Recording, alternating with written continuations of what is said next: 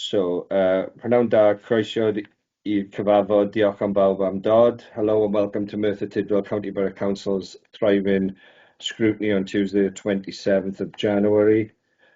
Please note that this meeting may be recorded and broadcast by the authority's internet site. Any person in view of camera is, by virtue of attending, consenting to being filmed, and to the possible use of those images and sound recordings being used as outlined. The images and sound recording may also be used for training purposes. So item agenda 1, apologies for absence. I've received apologies from Howard Jackson and David Chaplin, and Councillor Paula Smith Leighton is running a little bit late. Glad she's not here for me to hear that slip up. Item agenda 2, declarations of interest. Does anybody have any? No, none indicated. Item agenda 3, minutes from previous meeting, pages 5 to 8. Any matters arising for minutes?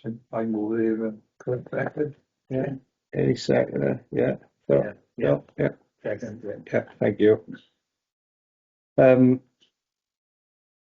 Item agenda 4, action logs. There's some minor actions which are still outstanding, but Neil is liaising and he'll get back with an update ASAP. I don't think there's anything else. Action logs, nothing. No. Okay. Item agenda 5, draft revenue budget 2026-27. I'd like to invite Councillor Anna Williams-Price to present. Thank you, Chair, for the opportunity to present an update on the draft revenue budget for 26-27. This reflects both progress and ongoing challenges in achieving financial sustainability for Merthyr Tydfil since our last reported position at the end of 2025. Firstly, the funding position has improved significantly. The revised Welsh Government settlement provides a 4.7% increase compared to last year, which is a welcome improvement from the original 3.1% provisional increase. To note, in 1.1 of the report, the Wales average increase was not 3.1 as written, but 2.7% at the time of the provisional budget publication. Secondly, despite this positive settlement, we continue to face unavoidable cost pressures. Additional demands total nearly 3.96 million, which are detailed in Appendix 4, and include education pressures, including additional learning needs and transport, waste and recycling obligations, capital financing costs. Thirdly, we have identified cost reductions of circa 3.58 million to offset these pressures, which are detailed in Appendix 5, and these include grant maximisation in social services and operational efficiencies across education and neighbourhood services. While these measures protect frontline services, reliance on temporary solutions underline the need for continued transformation. Overall, as a result, the projected budget deficit for 26-27 has been reduced from 9.005 million to 509,000, and this is based on a medium-term financial plan forecast for council tax, which assumes a 5% increase, with every 1% change impacting the budget by approximately 330,000. This update also provides details of the budget consultation work, which sought residents' views on their priority services and also on council tax. The current position demonstrates strong progress while acknowledging ongoing financial pressures, and our priority remains protecting essential services, supporting education and safeguarding the most vulnerable. The final Welsh Government budget was published last week, with a vote scheduled for today, and although there are some changes in the final budget compared to the provisional, none significantly alter this update or our current direction of travel. Each committee will have the opportunity to review this report in addition to a joint scrutiny and governance and audit session before the special budget meeting on the 23rd of February. So I welcome any input from the committee, which will be considered as we work to set a balanced budget for 26-27. Thank you, Chair. Thank you. Oh, good. Yeah. Yes. Just like to open up the questions now.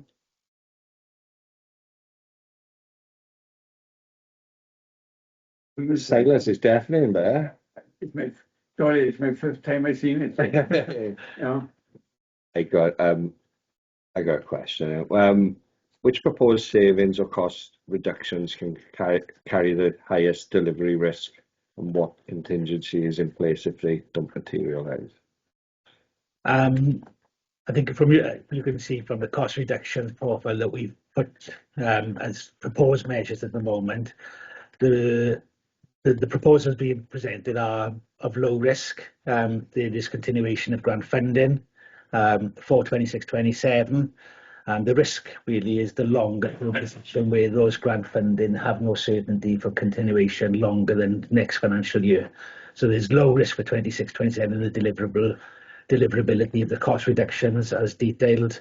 The risk, as I say, is the longer term sustainability of the organisation if those grant funders do not continue. Thanks, Greg. Anybody online? No?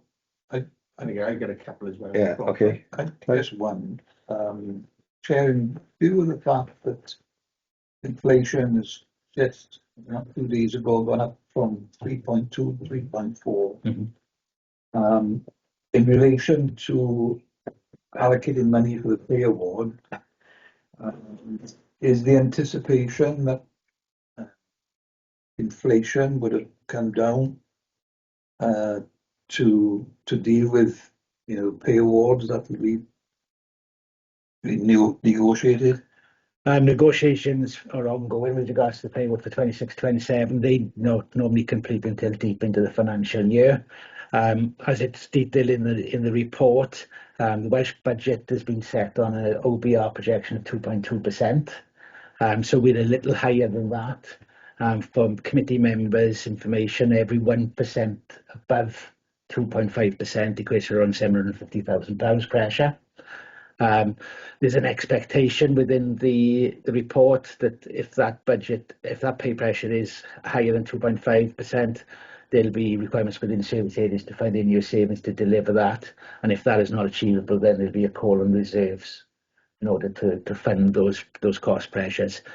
Historically, where pay award has been above the budgeted figure, there has been in-year grants, but again, there's uncertainty around that. So there is an expectation of in-year savings in the first instance from service areas. Thank you. Phil? Yes, no, it's to do with 5.4. You mentioned the fact that this budget will be voted on today. And the expectation is that we have implied with passing through. It says in there that the original draft Welsh Government budget didn't allocate all the resources available to Welsh Government, and it's their ambition to enable a more ambitious final budget to be presented. Is there any expectation or hope that even more funding will come the way of local councils as a result of today's vote?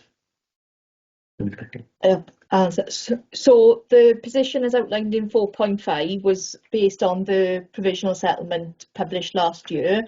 Since that point, there was additional funding introduced for local government, and that's the position from 5.5 onwards, which led to our provisional settlement being confirmed as 4.7%. So there is no more unallocated funding. So between that initial increase and now, we've received a slightly altered settlement based on adjustment to the council tax base, but there's no significant change in that 4.7% figure. Thank you.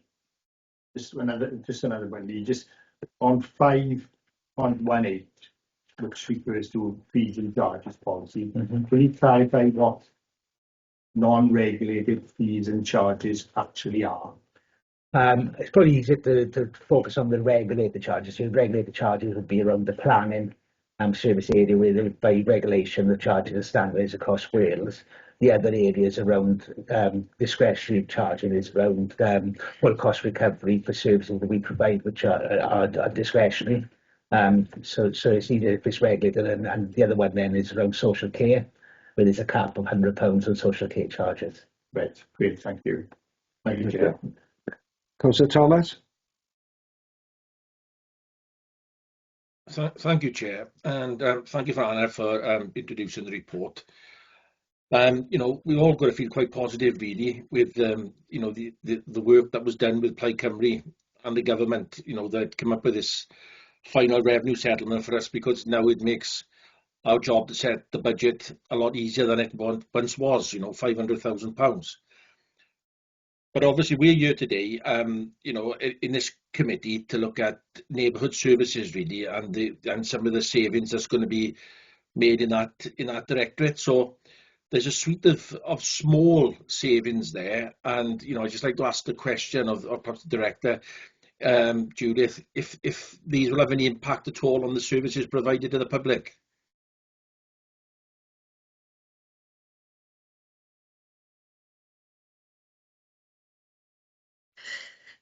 Yeah, thanks for the question. No, we don't believe so.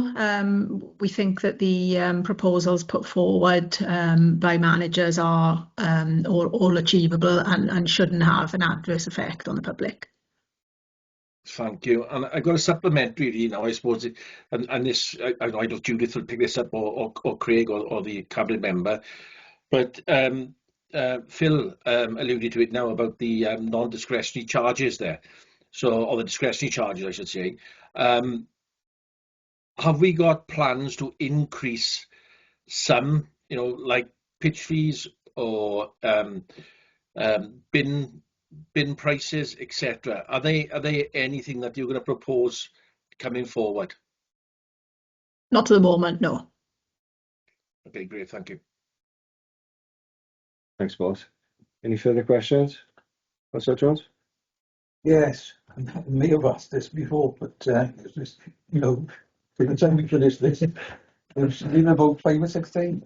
On page 19 and the 4.5, it says in there there are a number of gaps where detail of funding levels are weighted, so this is an area that need to be revisited once further information is available. One such grant to highlight is the Sustainable Waste Management Grant, which is shown as to be confirmed for 26-27.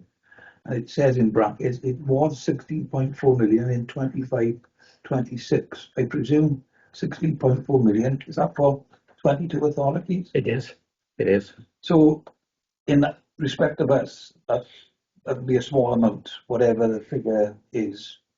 And by the sound of it, we don't seem to know what that grant will be until after the 1st of April, or am I seeing things that are not there?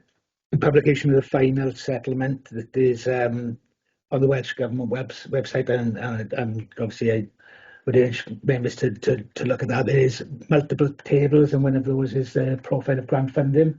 In the final settlement, that grant is still to be confirmed. And just to give you some context for Merthyr Tydfil context, that is circa £271k for 25-26. £271,000. So it's not an insignificant amount then. No. Okay, any further questions? Unindicated. Any comments? Comment, I'm going to wait for what's going to happen this afternoon, till the budget confirmed, and then we can get on with it, can we? Do you want to stay here till this evening? Everybody's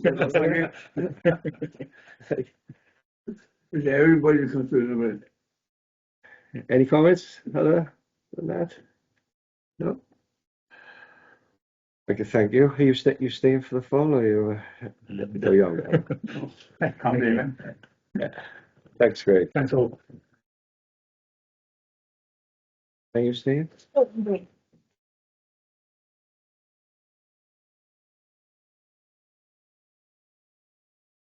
We'll just wait for Amanda to leave. Thank you. That's okay.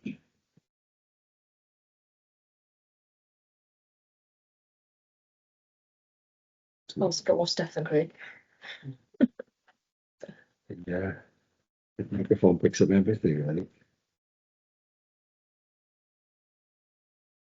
Big time sound.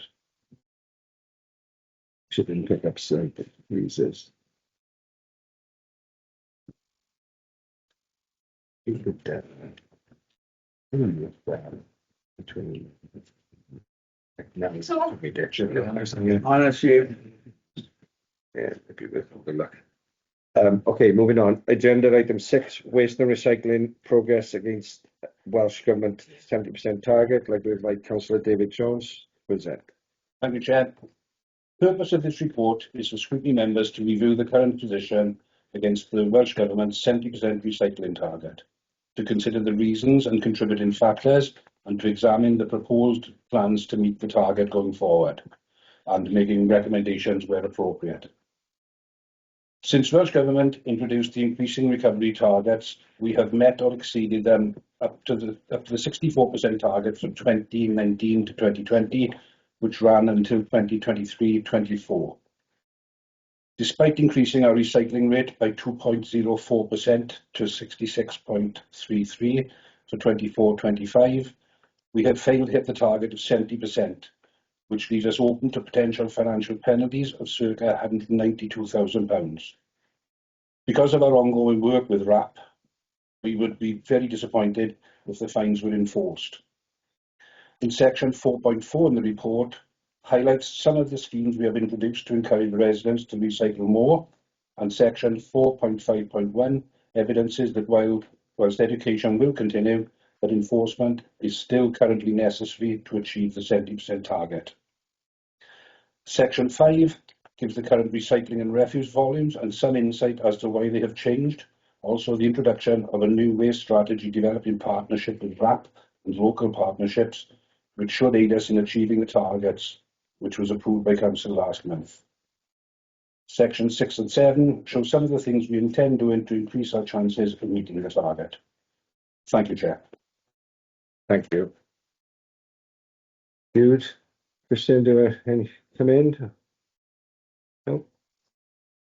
Okay. Open up the questions. Councillor Jones. Chair, number one is the issue which was highlighted by Councillor Jones, the Cabinet Member, and that's under 4.2, page 44, and that is we didn't achieve the 70% target. It says in that paragraph it fell short of the target by 3.77%, and that could well mean that there's a possible financial penalties, and could be in around over 192,000. Now it says somewhere else in the report that the confirming the figures would be done round about now or 2 weeks ago. Yes, sorry, January.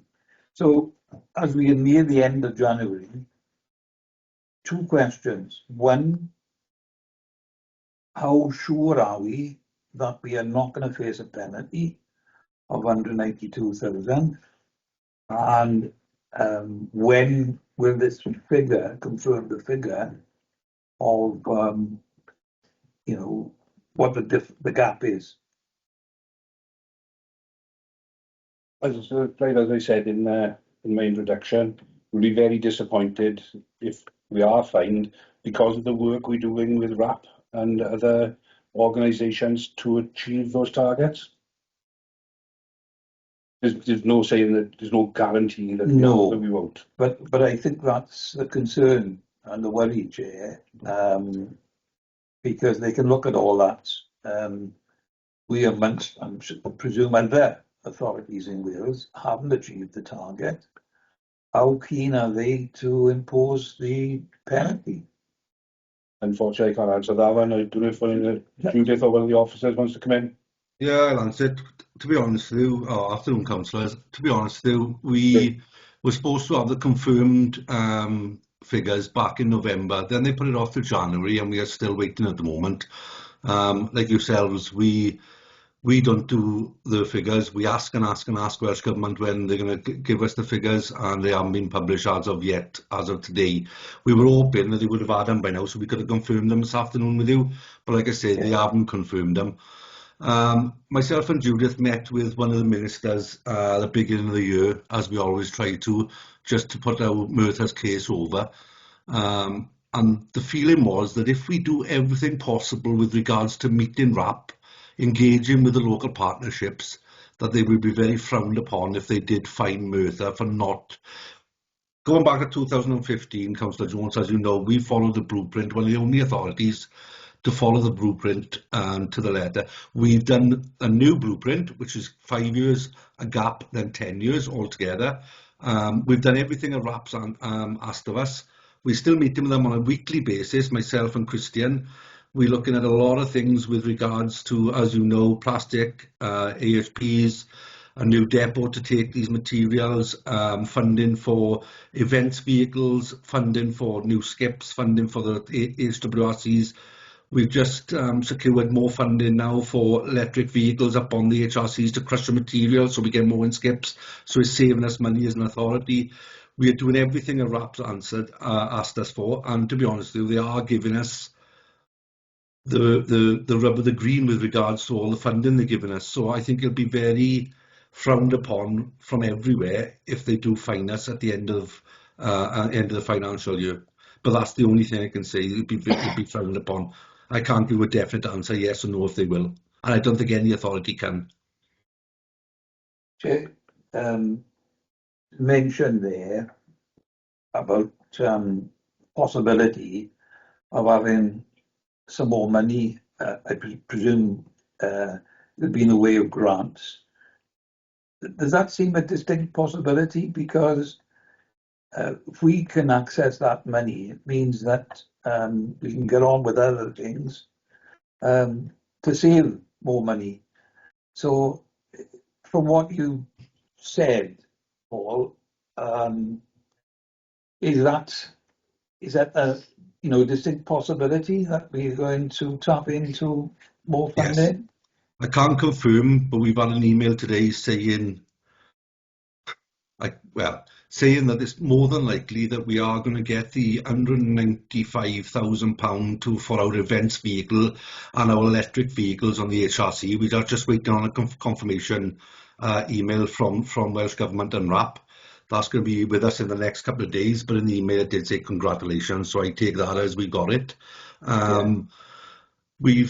So that's going to save us a little bit of money with regards to fuel, taking stuff back and forth to Amgen, taking stuff back and forth to Lewis, to our sites, because obviously these electric crushers are going to crush material such as, the stuff that goes through the HRCs, such as wood and what have you.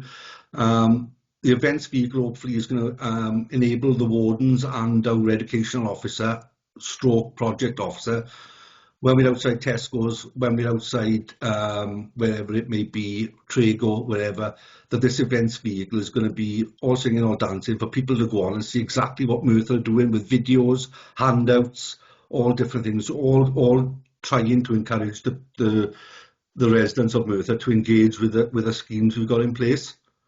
So we are looking at, and myself and Christian are going there with cap in hand, to be honest with you, to try and get a brand new, all singing, all dancing transfer station out of them.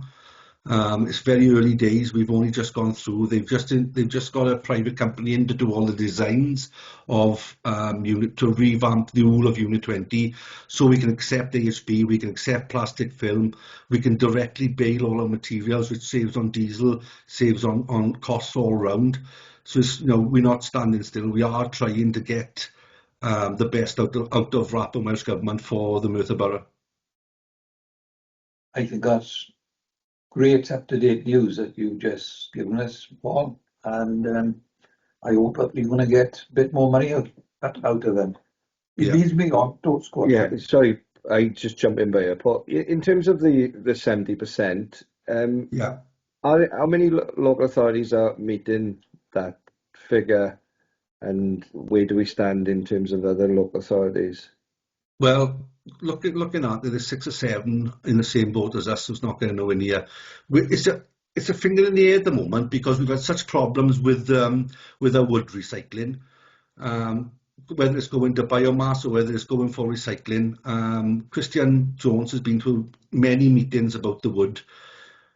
Places like Pembroke and Carmarthen have lost nearly 3,000 tonnes of wood recycling, whereas we've lost 42 tonnes.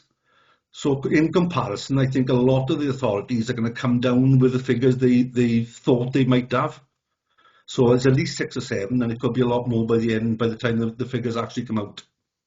What would you say that's due to in terms of the timber, in terms of the wood? You know, it all depends on the wood. We all take the woods. We all take the woods for processing. If 1 week, for instance, the national grid is short, then all that wood goes to the national grid for energy. Then it's not recycled, and we don't get as much back. If we take it for recycling, then we get more of a percentage back as an authority. But we haven't lost a great deal. But other authorities have lost thousands of tons. Okay.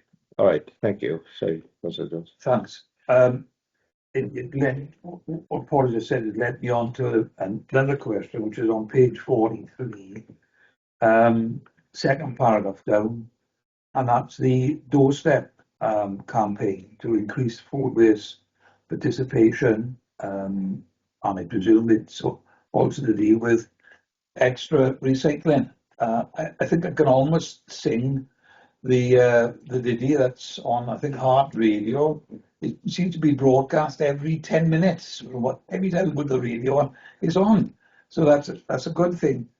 But how, when you say the doorstep campaign, there must be areas of the county borough which are particular hotspots. I can guess where few of them are. What sort of access do we, apart from being on radio and reminding people, actually knocking a door or knocking more number of doors in a particular hotspot area? Have we done that? Have we, can you give us any results from some of these areas?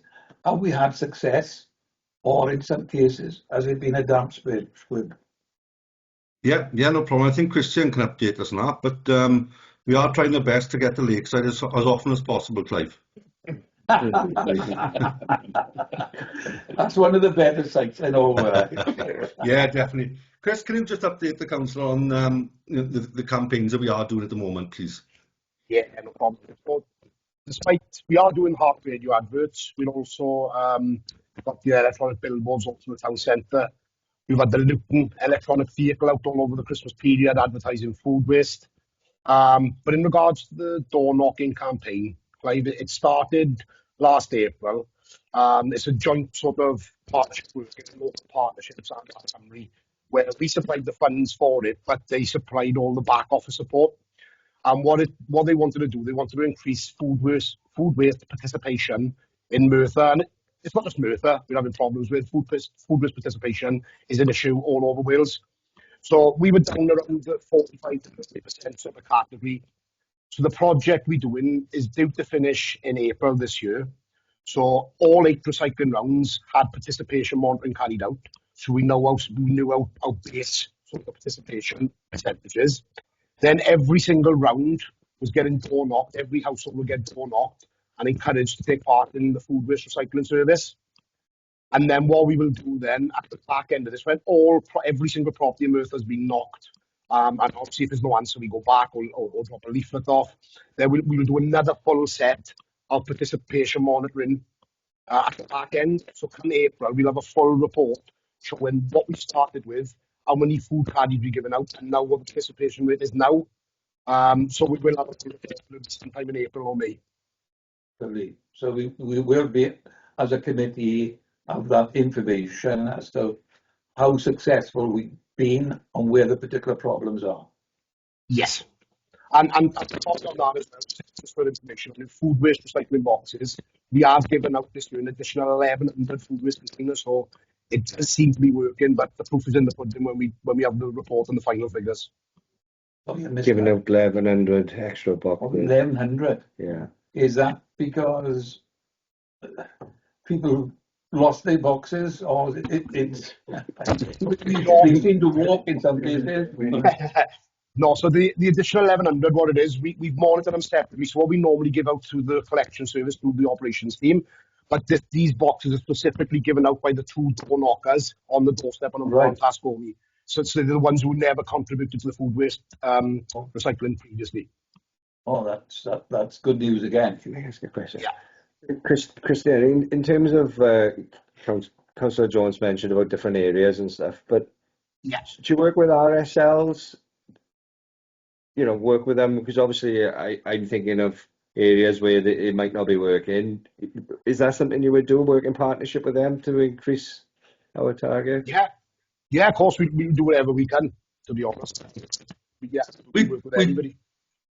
Yeah, we do work with them at the moment with skip days and what have you, and obviously we work with them with individuals. If I had one last week up in Swansea Road, I won't say the address or the name, but there was a problem there. We sent the wardens there to try and educate the people. We try taking, when the wardens go there, they take boxes, bags, battery bags, whatever the person needs, and trying to educate them on the doorstep. Obviously, some people are very difficult to engage with, but as far as we can, we'll engage. We try and engage, and if ever a problem is brought to us about a certain area, then we try to target that area, sooner rather than later. Thanks, Paul. Another question, I'll catch other people have a chance, but page 45, 5.7, and I think it's mentioned on the page 46 as well, and that's the absorbent hygiene products and the plastic film. I know you mentioned, Paul, that hopefully we can tap into these other grants, and they can see the issue that we want to deal with. In the case of RCT, because they've been collecting the absorbent hygiene products, I understand, for quite some time. Is there any way that we are able to be an add-on to them as we're so close to RCT, or does it mean that we still have to do everything entirely ourselves? Yeah, we would have to do everything entirely ourselves, not just that. It is costing RCT an absolute arm and a leg at the moment because they are hauling all the nappies down to Pembroke. There is, in January next year, there is a site, hopefully it's in planning at the moment. There's a site going to be opening over in Hirwaun where we can take all our nappies, so it'll be a direct, we'll be able to deliver them direct there. We haven't got the budget at the moment to take nappies. It's quite a big project. We're going to have to take all the yellow top bins back in. We're going to have to deliver all new bins to those people with yellow top bins. Obviously, we're going to have to set up collection rounds. We're going to have to get a vehicle. We're going to have to get staff. So we are planning for it for when that, hopefully, when that site opens over in Hirwaun. Oh, that couldn't be much closer to us. So you're just literally over the mountain. Yeah. Yeah. Well, that's again, hopefully that will come off. And it's in the hands of the planning department. RPT increase the performance by a considerable amount. It will bring us quite close to that 70%. But as you said, Paul, it's the logistics of it and the financing of it, isn't it? Yeah. That's the issue. And it's taking the will is there, so it's the means, isn't it? And it's taking these items out of the black bins. It shouldn't be in there in the first place. But, and the only time then it's going to be needed for a yellow top bin is for larger families rather than for families with young children in nappies, or as we know from certain people with incontinent pants or pads or what have you. So we're going to be taking out of the 300. We will probably take 250 of the yellow topped extra capacity bins back in and deliver everybody then at 140. So everybody will be the same, apart from, if there's 6 or 7 in a family, then they need the extra capacity. And this is a question which has cropped up with one of my constituents, because I didn't believe that it was taking place. But apparently there's a scheme that these hygiene products, is it right or wrong, that can be taken to the civic community site? People can take them there, or is that not accurate? Yeah, well, Christian Ambulance is better, but you can take them there and they'd have to go into the general waste, and then they'd go over the same as our black bin. So to be truthful, for a resident, it'd probably be pointless. They may as well just put it in the black bin. There's not a recycling place in the skip site for them. Right. Well, this one resident is actually taking it to the civic community site in Dowlais.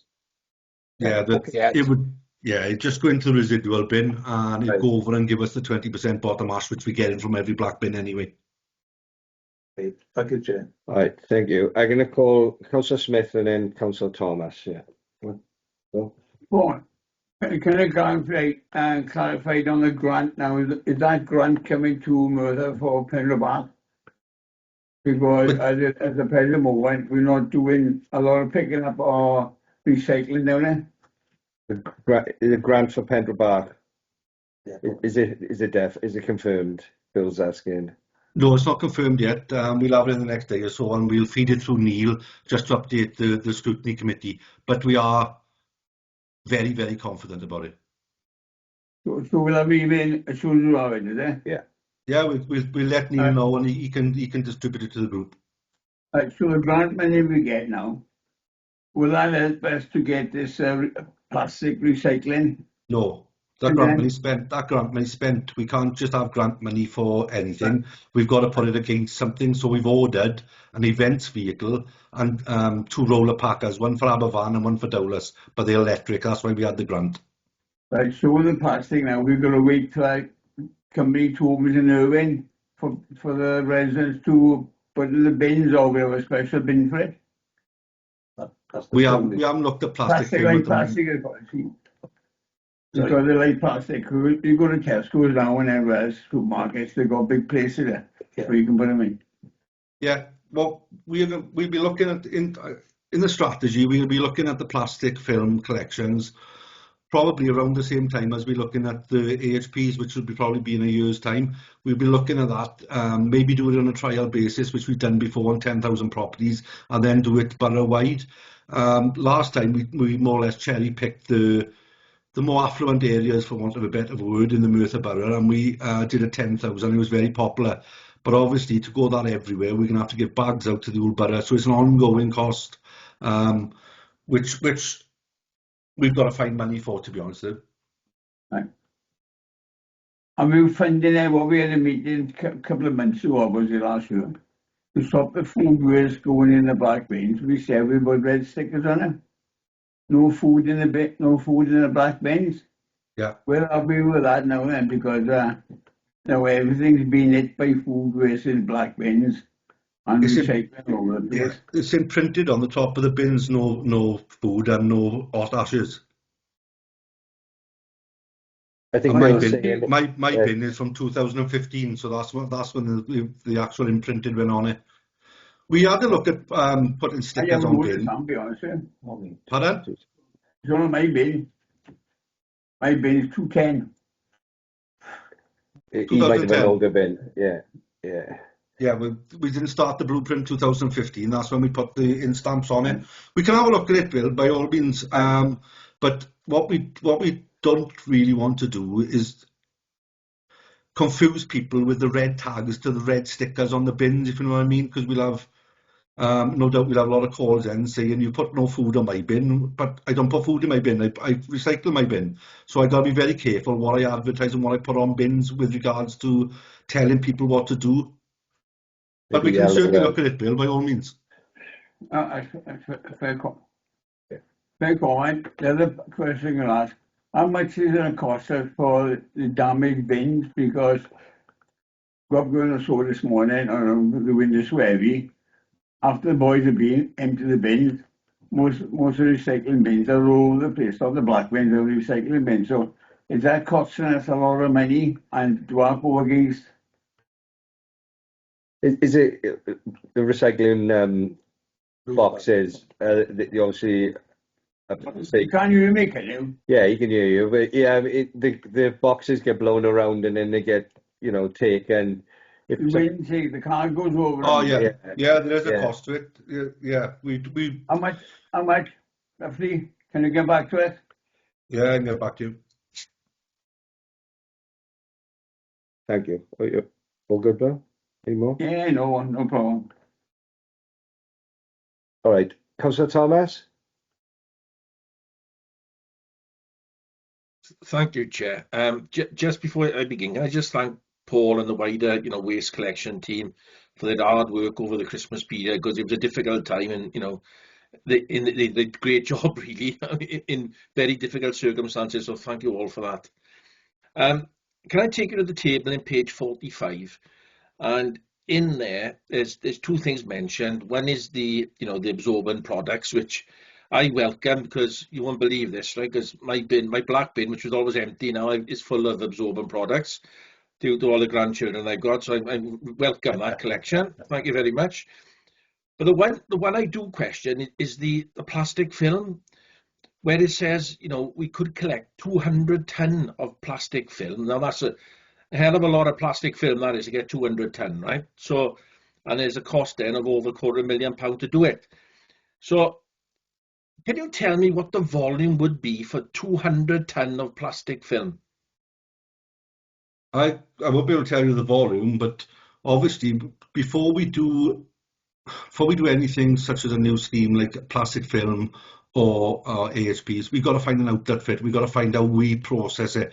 At the moment, we process all our materials on the curbside, plus we process the majority of the stuff that comes from the HRCs in a very, very small transfer station. Now, the vision is that going forward, working with RAP, we are going to get a much bigger unit that we can bale plastic film straight away, a direct feed bale. We'll be able to stockpile our nappies. If our Irwin company comes off, we can go direct to there. We can direct feed our cardboard, because if you saw the cardboard we went through over the Christmas period, you would not believe how much cardboard was there. We're only just finishing the cardboard this week. We're still having 10 or 11 lorries in a week to take it away from there. We've processed it, but we can't get off-site quick enough. But volume-wise, I haven't got a clue. But obviously, another thing we are looking at as well, just to add to it as well, is we're looking at a polystyrene compactor, because we've identified how much polystyrene is going through the HWRCs at the moment. I'm sorry, Judith, I know HRCs, but I'm old school. I keep on saying HWRCs. Through the HRCs at the moment is we fill in 10 ton sacks a week of polystyrene. Sorry, we're doing about 3 or 4 trips to Amgen just to drop off polystyrene in a Luton van that we've got to hire, because we haven't got nowhere to process it. So we're also going to try and we're going to trial one coming in a couple of weeks now to trial a polystyrene compactor. But obviously, with the volume of any material, as soon as we compact it, it just disappears, if you know what I mean. And when we're doing it with plastic film, all right, we're going to have a big bay for the boys to tip it off every day they come in. But if we can process that as quick as possible for a baler, then obviously we can manage it properly. Thank you, Paul, because I know that's going to be a challenge, because plastic like that, it's going to be huge spaces required, isn't it, right, for it. Unless it's compacted up as well, and it's difficult to compact it as well because it's so spongy material. Another question I got is to do with the door knocking exercise. I think in the last time we talked, you mentioned that we're going to employ 10 extra members of staff through that grant. Are they now in place? They're in post? Yeah, it was going to be 10 altogether. It's 8 altogether. Chris, do you want to come in on what we've got at the moment with regards to the new wardens and the work they're going to be doing going forward? Yeah, so we already had 4 original wardens. So now we've got the additional 4 plus the 2 recycling advisors, so it's 10 in total. They're going to be doing a lot more enforcement on the curbside. They are in post at the moment. They're carrying out training. They've been in post since the 19th of January, so they're currently going through some corporate training and corporate inductions and obviously waste-specific training. But we're hoping to have them they're out on the curbside now in partnerships with the other wardens who are experienced, but we're hoping to have them out on their own in the next 2 to 3 weeks. No, thank you for that. And I was just going to ask a supplementary really on that. And we did touch upon it earlier, really, with earlier questions about how we target certain areas and target individuals that we know are repeat offenders, really. So, yeah, again, would these guys, as in post now, knock the doors on the repeat offenders, educate them, etc.? And I know I was going to ask a question about the RSLs as well, about it, but can we work together with the RSLs and private landlords if there are problem tenants that's keep on offending, putting waste in the wrong bins? can we keep targeting them and, even come to a point where we can start, knocking the door of the RSLs and the landlord and say, look, you've got to do something about your tenants.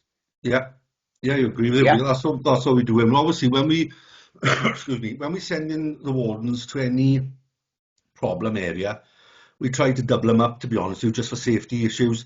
But yeah, we'll engage with anybody there's not recycling or putting extra bags out. We'll engage with them, and then we'll take them down the line of a fixed penalty if we can't educate them properly. But we've always had a stance, and I think it's been said many a time in the scrutiny that, we try to encourage and educate first, and then the stick is the last option, really. But yes, by all means, we're engaging with a couple at the moment. Like I said, I was engaging with, I can't remember the name of the office. I think it was Leanne in Merthyr Housing last week. We were one in Gethley Daig. We're engaging with one. I'm engaging with one with Clive in a different area. So we are engaging with them. And the relationship is growing through the skip days and other things, works we do with them. Thank you all. Thanks very much. It's me, Andy. Thanks both. Paul, I got just a couple of questions. In terms of the Welsh government are putting pressure on us, targets and, frightening to see how much tonnage in terms of plastic. What are they putting on the shops, or would you know that, lobbying against using these films, because, surely there's got to be a better way than constantly using plastic for everything. This is Christian's favourite bit. Go on, Chris. Well, this is where the PPR comes in. This is where we're having the payments back in the PPR payments for the plastic film recycling. So plastic film, even though we're not recycling it as of yet, and the main reason for that is because of the room we have in the depot. So this is why we're working on that now. We're having money back for this under the producer responsibility scheme. So we are actually getting paid for it, to recycle it. You'd like to think that in the future that, that we're not having so much of it as well. Yeah, so it's not so much the shops, and things, it's more of the producer itself. So these payments are put on that producer. So these large manufacturing companies, they're having hit with hundreds of millions of pounds with they're not fines, but they have to pay the local authorities to recycle this plastic film on their behalf. So I would imagine very, very soon they're going to be looking for alternative sorts of packaging because of the money they're talking about. Okay, thank you. I got one last question. What are the top three? What are the top three operational behaviour barriers holding us back? Contamination, participation, infrastructure. Which is the biggest? What are those three? Which one do you think? The biggest one.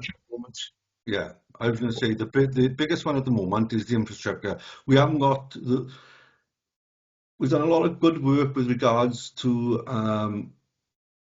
collecting a lot of materials with the size of the yard we got. 2015, we had Unit 3 and 4, as you know. We outgrew that very quickly. We're in half of Unit 20 at the moment, which is the old operational side of the Highways Department, and we've outgrown that. Parking the vehicles alone is getting a struggle. That's without regards to processing all the waste, storing all the waste before we can get hauliers in to take it all around the country and to get it processed, recycled again. So the biggest hurdle at the moment is the size of the yard, and going forward we can take more materials in, introduce more materials on the curbside. Okay, supplementary question. In terms of the vehicles and reliability, when I was on neighbourhood services a few years ago, there seemed to be an issue with vehicles constantly breaking down, but I don't hear of that anymore. But I guess it probably does still happen. Yeah, just keep it quiet now. No, to be honest with you, we've had, as you know, we were part funded 3 electric curbside recyclers. They will make appearance on the streets before long, I'm sure of it. But no, they break down on a weekly basis.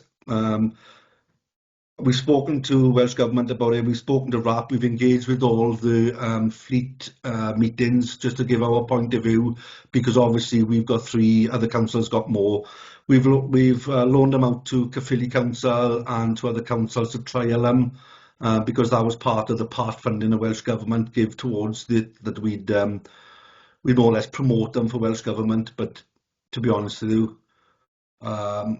they are no good. They're no good. We are seriously looking at going back, and I know it's a massive step back, but we can't get refuse vehicles because of the weight they carry and the steepness of our valley, such as Regent Street, Toyn Hill, Hillgerrig Hill. When we trialled them, as soon as they got a couple of ton on them, they won't get up there, and they just go into limp mode, and then we're all the way back and then starting all over again. We are, obviously the vehicles are getting better and they're progressing, but for heavy duty, heavy weight laden in vehicles, they're not pretty good at the moment. Okay. Is that electric or is it hydrogen as well, or is it? We just got electric and diesel at the moment. Okay, thanks, Paul. Any other questions? No? Yeah, just Go on, Phil. yeah, thanks. Yeah, I like to back up what Geraint said about the report and the work that the department is doing. Greatly encouraged. I was encouraged by the report, to be honest. I think that the progress being made from the last time we met. It's quite clear that the progress is being made, and that's all credit to the officers that's helped in that respect. I noted in the report, Paul, that there is. The section 7, what we need to do next is fully support everything that's in there about the strategy and the communications and the recycling, working with RAP, local partnerships. I know that in the report, though, there's no reference at all to considering any changes to the frequency of collections, which I know is something that we have talked about in the past. And I'm actually quite pleased that there is no consideration of that, but I just wanted to bring it up as something that we have discussed in the past. Yeah, I didn't want to frighten the councillors straight after Christmas, so I thought I'd leave that out. But you did do it a few weeks ago, right? No, but in all seriousness, going forward, not in your tenure as a councillor, but in the next or the next or the next, we're going to have to look at it sooner or later and make a decision on it. But I'm not going to mention it now for at least until a year, May. I'm pleased by that, Paul. I think I speak for a number of other people in this room to say that we are all pleased by the fact that unless David Jones puts pressure on me, obviously. I made that decision. Thank you very much. Thank you, Chair. Yeah. Sorry, Paul, I think that's been wrong. I think people out there want to know what's going to happen. Are we doing keeping a fortnight or 3 weeks? Because at the end of the day, it's all right keeping things secret, but people want to know where they're going. I'm not keeping it. I am not. We've got a lot of people, right, want to recycle, want to do a lot of things. So there'll be at least a year leading into it. Oh, I agree. But we'll have notice of what it is. You're going to start the debate, haven't you? I guess in Welsh Government want it to happen as well going forward. Debate, so we know where we're going. Maybe we put, maybe it's when we're saying if you're not recycling, this is what's going to happen. Putting the frighteners on people. So, yeah. I think what we said as well is in our waste strategy that we're going to try everything first.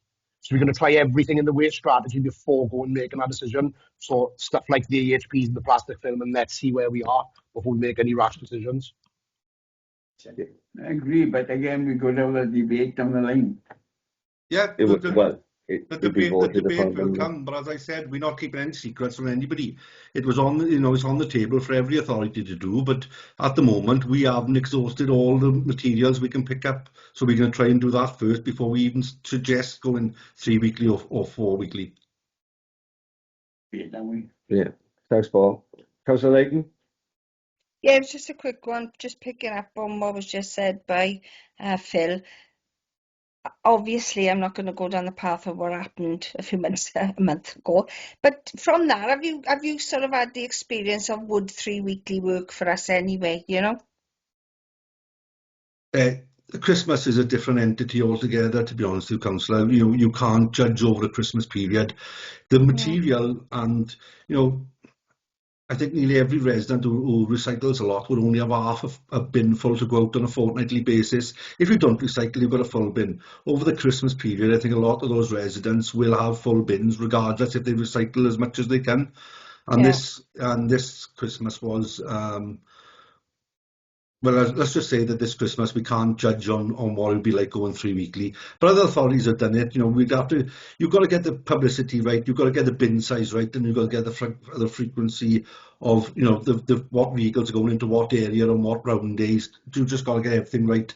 But as I said to Councillor Smith, we haven't looked at it yet. We haven't debated it as a department on shall we do it, shall we do it. You know, that's Judith's call when she wants to bring it to councillors' attention. Right, okay. And just on from that, doesn't matter, it's gone. Doesn't matter, thanks anyway. No worries. Okay, Councillor Jones? Yeah, just one last one, because I noticed on page 43, 4.5 under enforcement action, that the amount of enforcement has increased, and for the current year, and this is only up until December the 1st, so we'll be talking about another 4 months figures on top of it, but that's gone up, and this is only part year from April to 1st of December, to 4,453 different types of warning letters, FPNs, etc. With the increase in the wardens, do you think that figure is likely to go up? Because it's currently 4,453, and if you're doubling the number of wardens there in the next 2 to 3 weeks, I presume that enforcement figures are going to increase as well. Yeah.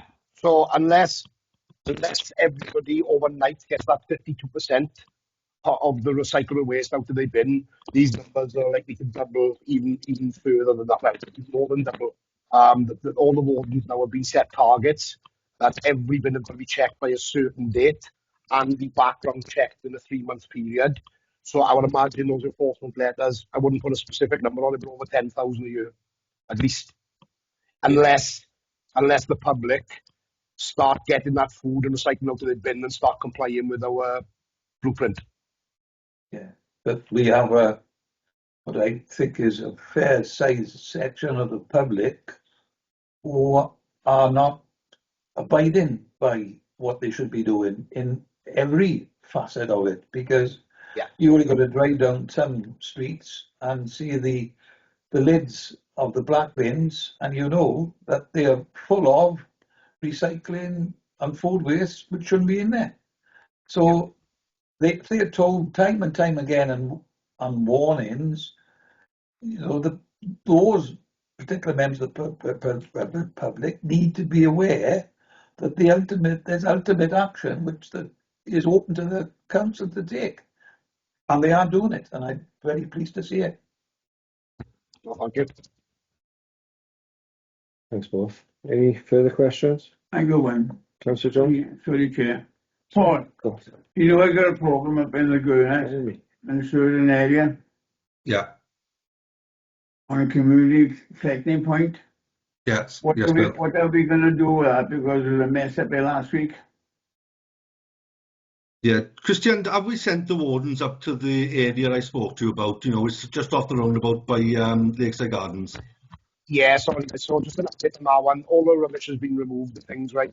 But my mistake, I promised Dave I'd give an update today on that. But it wasn't the collection day today, it's next Tuesday, so I'm a week behind. So next Tuesday, we're going up there, checking all the bags, we're doing a full door knock to the area. The other part of the question is, have we got funding there for a camera? Because we need some on about getting the residents behind us, or we need a camera in certain places. We show that we need this policy.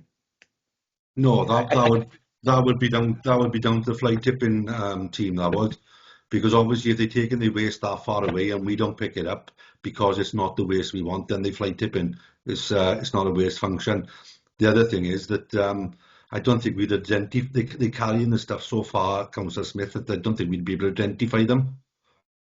Yeah, agree. But is that Paul Jones's then? Yes, that would be. Okay. Yeah, Councillor Smith, let's see what we can do first. We'll do our best to go up there on a regular basis to monitor it, see what we can do. Christian, if you can get back to Councillor Smith with any update we have in the next week or so on collection day, and then let's do a full door knock of the whole area and tell the residents that, you know, we're not going to just leave it lie with them taking bags down there. We are going to get to the bottom of it, and if not, we're going to put cameras up and find them through the fly tipping. Yeah, agreed. Thank you very much. Yeah, well, just to reiterate what Councillor Smith said, it is a problem, you know, throughout Gurnus, you're looping, you go with the crab apple, wherever they bring their bins to one point. Somebody will leave a recycling bin with stuff that shouldn't be in there for a box. Next thing, that's not getting taken. Next thing is 3 bags next to it. You don't know where it's coming from. No. And it's like a mountain of fly tipping there. So yeah, it is a problem right throughout the area. Yeah. Just open up the comments now. Councillor Jones? Chair, I just want to say that I think this particular report is pleasing in many aspects.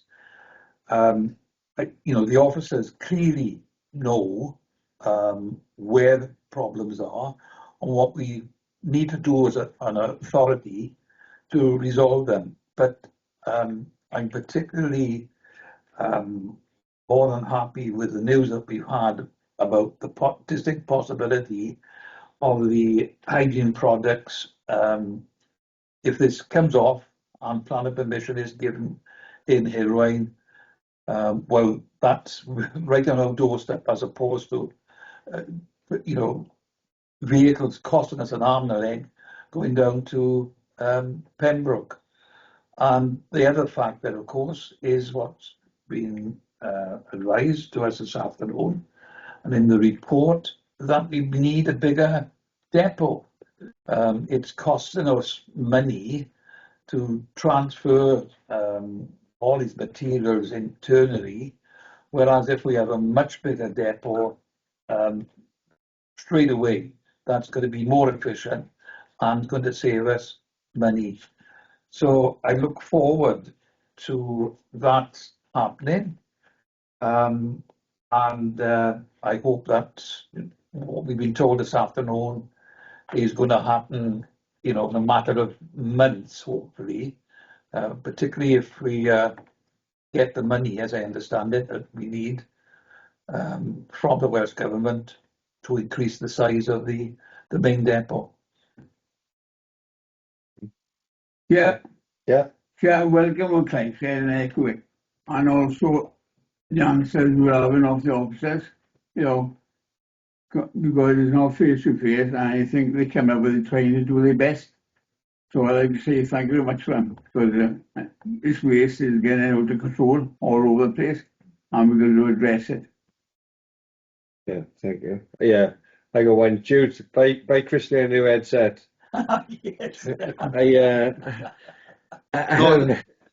Councillor Davis, he talks to Galen without the headset.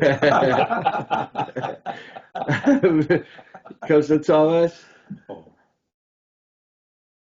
No, you know, I'm very pleased with the report. You know, we all know the challenges to reach that 70% target, and it's difficult. I think now we just all have to wait in anticipation of what manifestos come through our doors over the next couple of months, and then what decisions are made in the next year. Because, you know, we could be really making some massive changes, you know, going on next year as far as waste is concerned. Thanks, guys. Yeah, I just like to reiterate what everybody said. Thank you for coming today. You seem to know, you know, what's best for the community and where all our challenges lie. So thank you for all your hard work, and hope to see you again soon. Thank you very much. Yeah, thank you.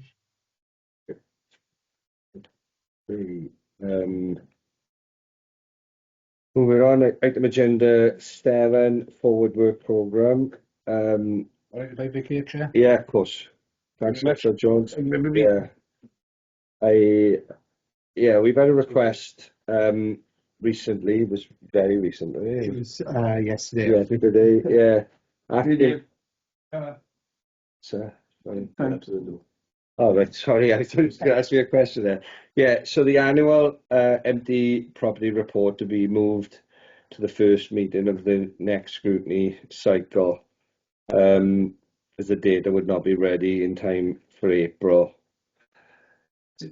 The last data we had on this, would that mean that it's a full 12 months?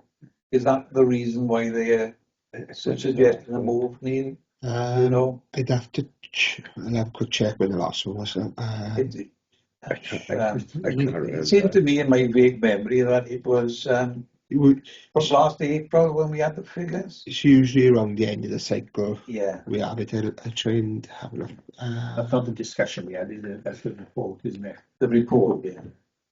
Yeah.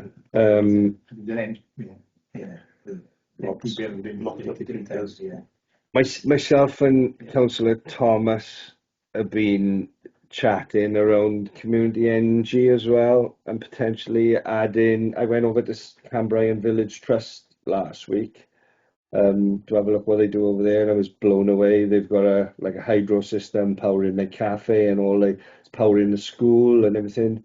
Obviously in Merthyr we have vast amount of water come in, and obviously the new potential of the new treatment works and all of that. So there's lots of water.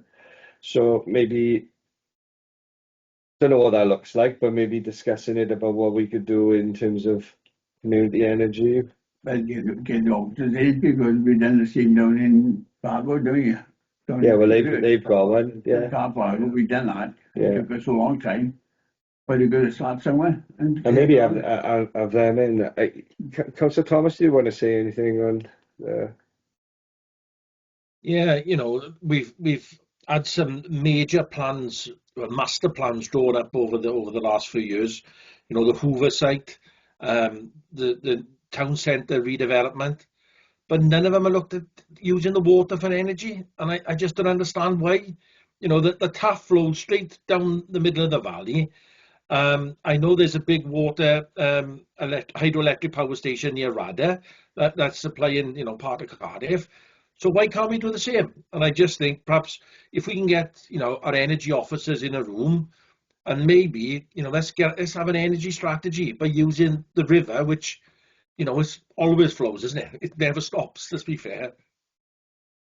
Yeah, I agree. I don't see any reason why we, as a script committee, shouldn't be looking at this. You've seen one in Cumbria. Yeah. Has that been done in conjunction with Welsh Water and NRW? Because if you put in anything in the river, they did say NRW. Is that hydroelectrically? It is. Yeah. It is using. I got some video if you want to see it. It's amazing. They've got two lakes. They've I think the pipe runs from the top lake. It takes surface water. There's only a certain period of time of the year where it doesn't take any water, but they've got to run all of that through NRW. Well, NRW, like you use in our water, I beg to, it comes out of the sky, like, but you do need a lake. Yeah, so they just comes down and then it drives a gearbox and whatever, and they literally drives the calf. The calf was full. It drives they got the football. But right. The one in Bradford, is that connected to the River Taff? Yeah, right on the big weir as you pass through. Yeah. That's what it is. Well, there's salmon steps there and a hydro. Oh, the Merthyr weir is too big. Yes, yeah, the one down there is it would destroy any infrastructure. The Rada one is shallow, but it's wide. Right. I've been in there. It's interesting. Yeah, really interesting. and they are looking, and Cambrian are looking to develop. The gentleman, I went to an event, and the gentleman come down from Bethesda, who's very knowledgeable on it, and he talked about the one up there, what it does for the community, and then Cambrian are also looking to develop a new one on the bottom lake, which will power the new high school as well. So they are streets ahead of what we got to do, but maybe we can do a scrutiny trip over and have a look at what they do, because they'd be more than welcoming to see. Yeah. I think we should add it on to our. Yeah, I'll arrange that. Yeah. Yeah. Okay. Anything else? Yeah, do you bring your hand Yeah, up? and can I come back in as well? I don't know. It's obviously been recorded. It's not because I want to say something now, but it's not in the public domain. Yeah, it is being recorded. Yeah, we can hang around till after any other business if you want. Yeah, I'll mention something else to what to do with energy as well. Okay. Okay. Yeah, Right. no problem. Yeah, I got two here. Yeah, what? I got page 54. We're going to meet with a safety community group. I can't remember the date now. But have the new superintendent been invited to the community safety? The police one bill, yeah. Yeah. Page 54. You mean superintendent or local inspector? There was a new one. We're going to Yeah, superintendent. But Did anybody? I want local inspector. Yeah, we haven't taken any further yet, but yeah. Because I've asked him and I've asked the new super doing in Cardiff for them to attend scrutiny or I vote for full council. There's too many bodies want to talk. Yeah. But there's scrutiny, I guess we're all from different wards. And we all know what's happening, so we want to know what's happening with the police then. A couple of years ago, I don't think you were in the scrutiny then. We had a workshop in the evening where they all came, and it was really good because we could talk about everything.